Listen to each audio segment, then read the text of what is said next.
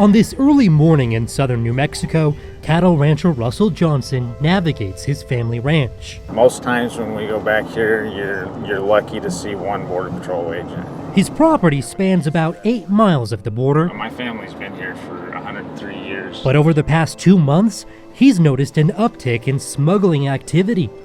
I've got several game camera photos of all these people crossing. They're all wearing the same camouflage. They've got the same camouflage backpacks. They're wearing booties on their feet to conceal their tracks. While other parts of the border are facing a dramatic surge in migrant families and unaccompanied children seeking asylum, here in Luna County, Russell believes what's happening here is a whole different type of activity: drug trade. They're coming here for nefarious reasons. Johnson points to one reason for the recent surge of activity: this 3/4 mile gap in the border wall, which was left behind when construction was abruptly halted.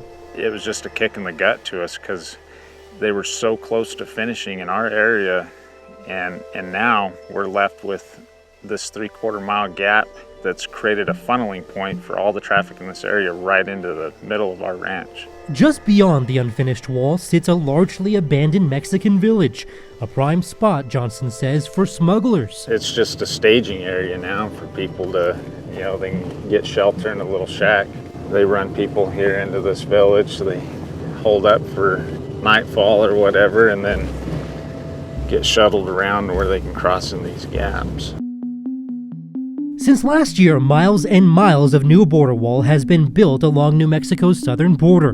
It's an expensive, multi-billion-dollar project, all at the direction of former President Trump. We will build a great wall along the southern border. But on January 20th, when President Joe Biden took office, he ordered a 60-day suspension on all border wall contracts.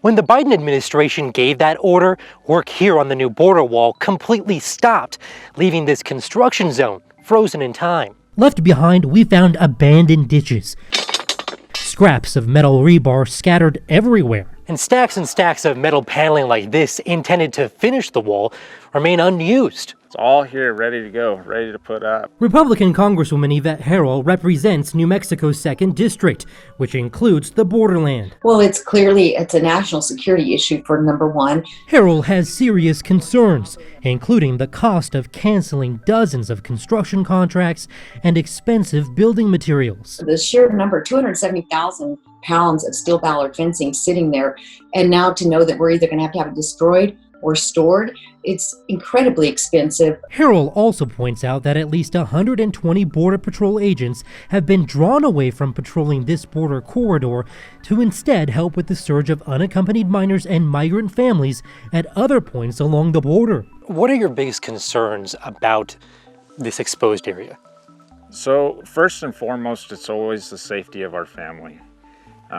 I've got a family, I've got children, and they're exposed to this stuff. They see stuff on a daily basis. You see Border Patrol chasing groups, and you never know who's going to be walking up to your house. Still, some critics are calling for President Biden to dismantle sections of the wall built by Trump. In March, New Mexico Congresswoman Teresa Leger Fernandez joined other border state representatives in this letter, calling on the White House to commit to not initiate new contracts or resume construction activities at the border. We need to go about this process of taking the wall down and doing so in a manner that is respectful of our environment and our local communities. But on this stretch of the border, this cattle rancher believes finishing the border wall is crucial for his community. I'm afraid that it's going to take something horrifically tragic before they even lift a finger and take notice of this issue.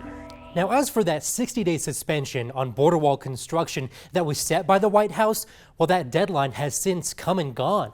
But at this point, it's still very unclear what the Biden administration has in mind for the future of the border wall. I'm Nathan O'Neill for Investigates.